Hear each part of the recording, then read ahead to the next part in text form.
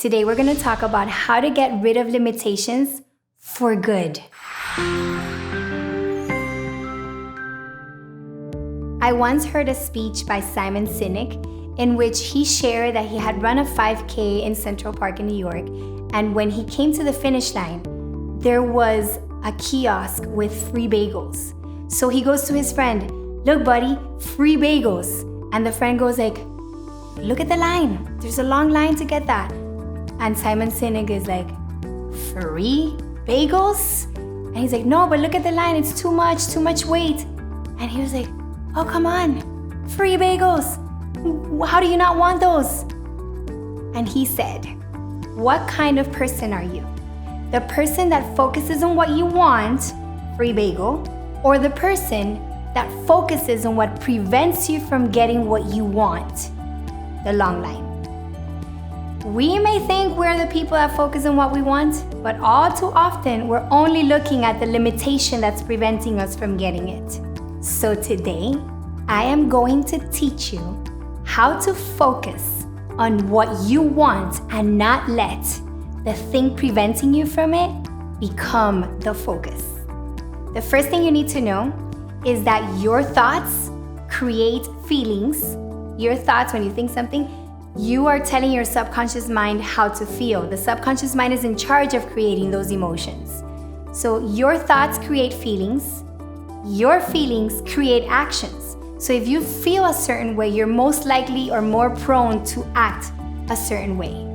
And then your actions create events, opportunities. Thoughts create feelings. Feelings create actions. Actions create events and opportunities. And very often, we are focused on creating the right opportunity or finding the event that's going to allow us to succeed or accomplish the goal that we want, not realizing that we don't have to wait for that. If we focus on creating thoughts that are aligned with that outcome, that's the beginning. That's the beginning of your accomplishment, because you will create all the opportunities to be able to take yourself there. So for example, if I want to overcome pain and I want to overcome a challenge that I'm experiencing right now, but I don't see the light at the end of the tunnel. And trust me when I tell you, I understand that wholeheartedly.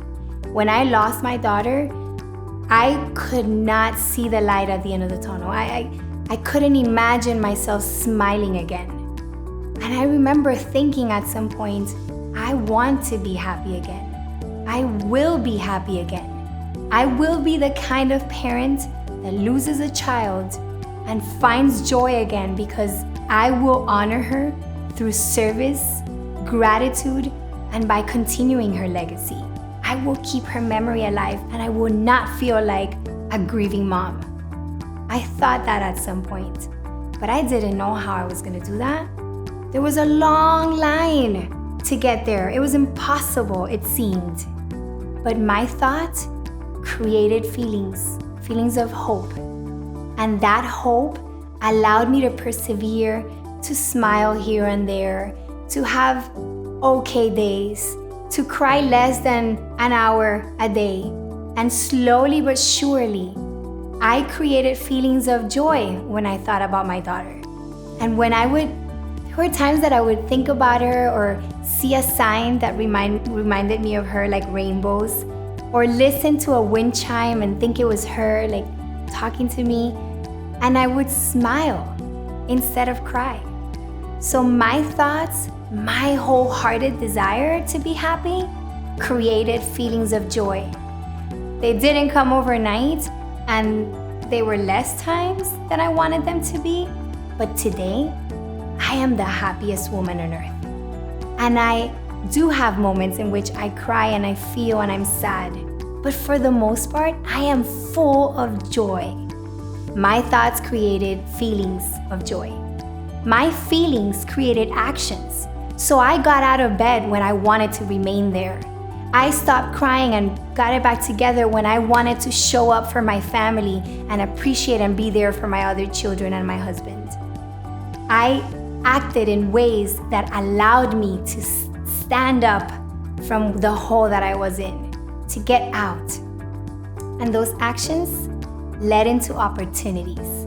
Today, I have the opportunity, the blessing of bringing you hope, of being a testament of hope for the people that I serve. Because I didn't just study hope. I didn't go to school to study hope. I lived it. I know what it feels like to be in pain, and I know what it feels like to get out of it, even when you have no idea of how you're going to accomplish that. So if you want to focus on your goal, your mission, rather than the limitations that prevent you from getting there, you create thoughts that will create the feelings that you want. And those feelings will create the actions that are going to lead you to the opportunities, to the accomplishments, and to your greatness. If you enjoy this, please remember to like and subscribe and share with somebody that would benefit from listening to this. For more resources, please visit my website, betterwithbetsy.com.